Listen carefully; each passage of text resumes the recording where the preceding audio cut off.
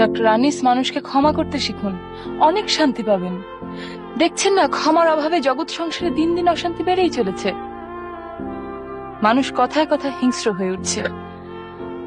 কোথায় ভেসে যাচ্ছে শিক্ষা, সংস্কৃতি, ঐতিহ্য। পৃথিবী নাকি সভ্যতার শীর্ষে উঠে গেছে।